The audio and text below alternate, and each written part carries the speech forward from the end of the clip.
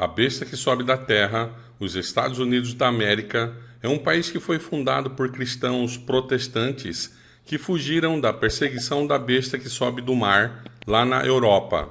Após a Reforma Protestante, várias verdades bíblicas que haviam sido enterradas no período do terceiro selo, o cavalo preto, a Idade das Trevas, foram então redescobertas pelos reformadores, como a justificação pela fé, o batismo de pessoas adultas e não de bebês, a retirada das imagens das igrejas, o sábado, a volta de Cristo antes do milênio, o real estado dos mortos, e todas essas verdades foram redescobertas por esses reformadores e seus seguidores. Os que acreditavam nessas verdades eram perseguidos e eles então fugiam para os Estados Unidos. E aqui, só um parênteses, essas verdades não estavam concentradas numa só igreja. Estavam espalhadas nas várias denominações, como na Metodista, Batista, na Batista do Sétimo Dia, na Conexão Cristã, etc. Até que Deus resolveu então reuni-las em uma só igreja e levantou um movimento, o movimento adventista, e aplicou um filtro para ficar somente os interessados na verdade. E surge então um pequeno povo que começa a pregar agora todas essas verdades da Bíblia. E assim surge então a Igreja Adventista do Sétimo Dia. Muito bem, assim que a nação americana foi basicamente fundada pelos protestantes que colonizaram aquele país, vindos da perseguição sofrida pelo papado lá na Europa. Por isso, os fundadores, os políticos daquela nação, deixaram bem claro na sua Constituição a separação da Igreja e o Estado, porque quando a Igreja se mistura, se une com o Estado, sempre há problema para os que decidem pensar diferente da Igreja.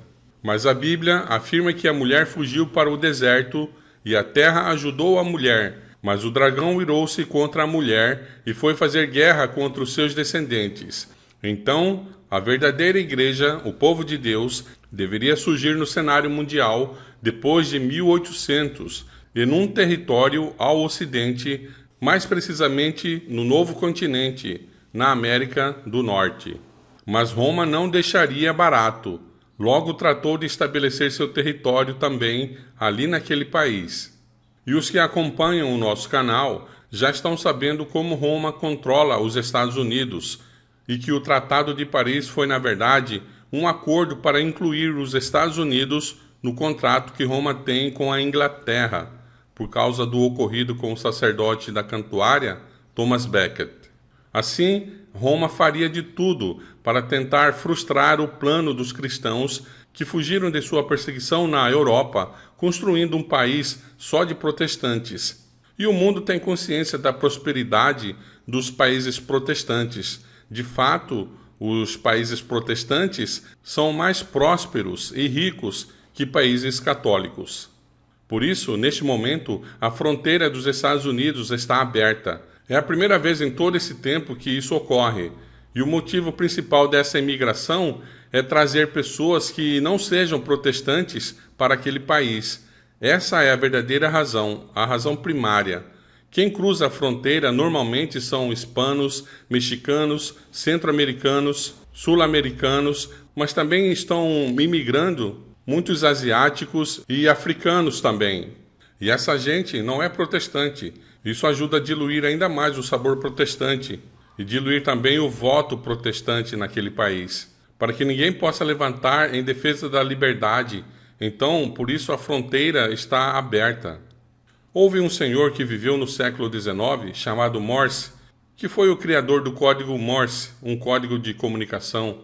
E estamos falando aqui dos anos de 1830. Esse senhor esteve na Itália e quando regressou aos Estados Unidos, ele escreveu um livro que se chama As Ameaças contra a Liberdade desta Nação.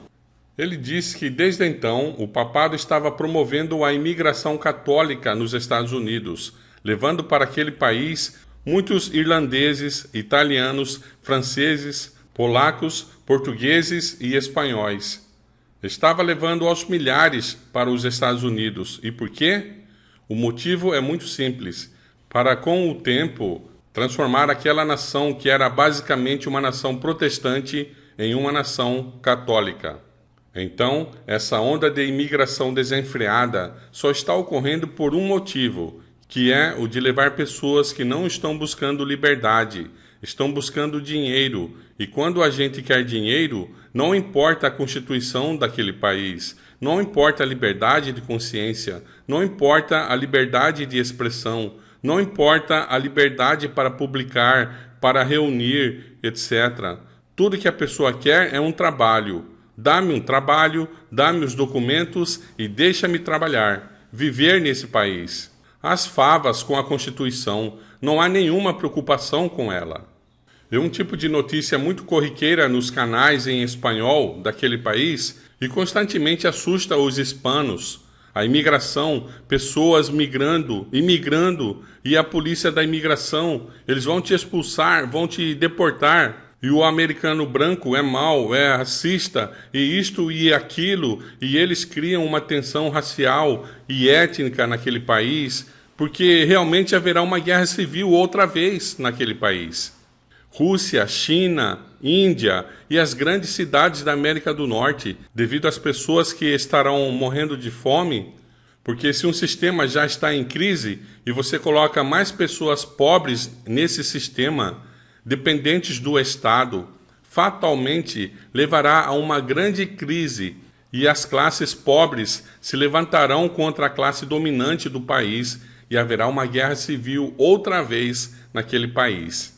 Então toda essa gente, esse pessoal migrando em massa para os Estados Unidos, eles geralmente vão para as cidades. Os hispanos vivem normalmente nessas grandes cidades. É o lugar para onde está indo toda essa massa de gente esperando receber ajuda. E hoje os que estão entrando têm mais benefícios econômicos que os que vivem legalmente naquele país.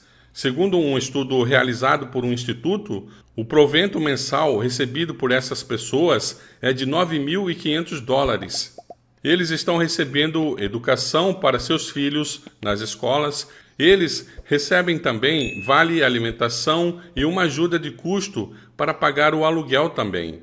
E além de tudo isso, ainda recebem mais um dinheiro na conta. E eles estão indo normalmente para as principais cidades daquele país. E então essas cidades vão se levantar, isso nas grandes cidades da América. Essa gente que vai sem dinheiro, pobre, não sabem fazer nada, não sabem o idioma, não são preparados, não têm educação, títulos, nem pós-graduação, nem doutorado, sem qualificação, que tem que trabalhar e não encontra trabalho. E o que vão fazer? Não há trabalho para todos. Bem, acho que já dá até para imaginar o que vai acontecer nessas grandes cidades muito em breve. Então, essa é uma razão primária dessa massa de imigração. Outro motivo é o de colapsar a economia, porque recebem tanta ajuda financeira que é impossível que o país continue mantendo esse pessoal sem trabalho, ele logo vai quebrar. Estamos à beira do precipício de um colapso econômico da nação norte-americana. E quando ela cair, vai sobrar para todo mundo. Então, o objetivo é ter mais gente com uma mentalidade não protestante, pessoas cuja mentalidade foi moldada pela tradição e cultura católica de depender do governo e que o governo seja a solução para seus problemas. Essa é a mentalidade católica, porque a Igreja Católica ensina que tem que depender da Igreja, senão você está perdido. E tem que depender do padre, senão não pode ter os pecados perdoados e vai para o inferno. E mesmo que morra, o padre te pode levar do lugar quente para o lugar fresco. Então, essa dependência mentalmente religiosa passa também para o mundo político. Agora, o governo é a solução. E no plano do grande reset mundial, que eles chamam, diz que para o ano de 2030, dizem eles, e Deus sabe lá o que vai acontecer, você não vai ter nada e vai ser feliz. É o que andam dizendo.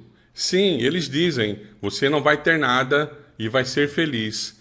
Então vemos como o inimigo está armando seus esquemas político, social, religioso, etc., para tratar de tomar o controle deste mundo. Mas Deus tem outro plano, e esse plano é o que vai valer. Ele vai permitir que o plano do inimigo continue e avance até um certo limite. E se lembrarmos dos construtores da Torre de Babel, eles conseguiram ir até onde Deus permitiu, mas chegou uma hora e Deus disse, não, pare a obra, e a obra foi cabalmente paralisada. E o mesmo vai acontecer agora. Se você notar na nota de $1, no verso dela, ali é uma pirâmide, Babel, e você vê que há 13 degraus, e o último está quase tocando, mas não está tocando. Isso significa que eles pensam que vão estabelecer a nova ordem global, que o último vai tocar e vai cair sobre a pirâmide, e ela será finalmente concluída. Ela tem 13 degraus. E quem foi que construiu a Torre de Babel? Nimrod. Ele é o 13º depois de Adão. O número 13, veja na Bíblia.